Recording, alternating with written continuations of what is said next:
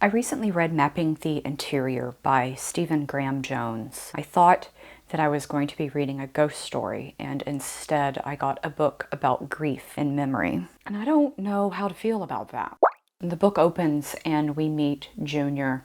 Junior is a 12-year-old Native American boy. He is also a sleepwalker, and he has been sleepwalking. And the book opens and he is standing in the middle of his living room in the middle of the night. He sees the ghost of his father walking from the kitchen into the utility room. The entity is dressed in fancy dancer costume. It is a traditional tribal costume of elaborate feathers and beadwork.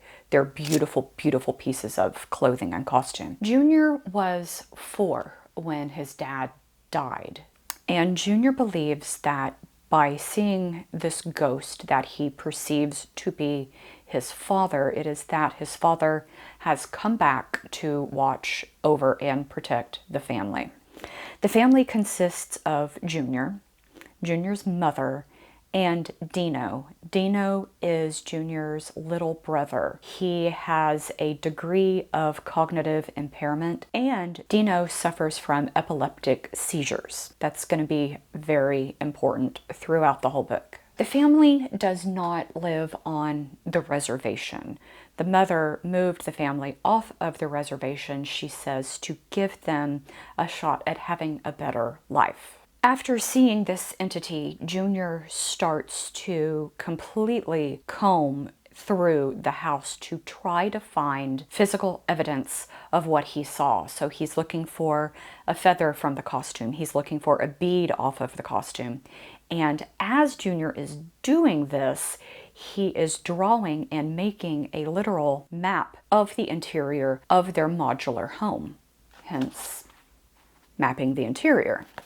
Junior also believes that through Dino, his little brother, and through Dino's seizures, the seizures are giving the father, this entity, more power to manifest. So it's like this entity is feeding off of Dino's seizures to become more real, more of this world. As Dino's seizures become worse, the entity becomes clearer. It's less entity, more of a physical being, and ultimately it becomes more of a monster. We learn that Dino's father, Junior's father, died in an accident, and the book is very open-ended about, was the accident an actual honest accident, or was it an intentional accident?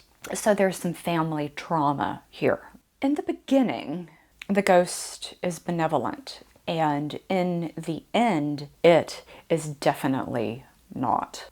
It is not a benevolent spirit, a family spirit watching over and protecting the family. In the book, nothing is really as it appears. There is a lot of symbolism in this book, and honestly, a lot of it kind of went over my head, and not necessarily in a bad way. The writing in this is beautiful, but a lot of it I didn't understand. So this is not your typical ghost story. It is a slow burn psychological tale. It is a horror tale. I would not say that it is horror insofar as I did not get scared, but it is very, very much a horror book. At its heart, this is a novella about grief and memory. It is a story about generational trauma and how that trauma is processed down through generations, and at what point does that generational trauma stop. Content warnings: bullying, animal death, violent animal death. Mapping the Interior was published in 2017. The author is Stephen Graham Jones. Mr. Jones himself is a member of the Blackfeet Native American tribe. I was really excited to read something that is by an Indigenous American author, and there's a glare. I have another one by him, which is I Was a Teenage Slasher. Look at how fabulous this cover is. Look at the glare in my glasses too. For me, Mapping the Interior is probably about 3 stars. The writing was captivating, but a lot of it I really couldn't get into just because it kind of went over my head in a weird way. And also, in a way, it being a book about grief and memory, I got sad reading it.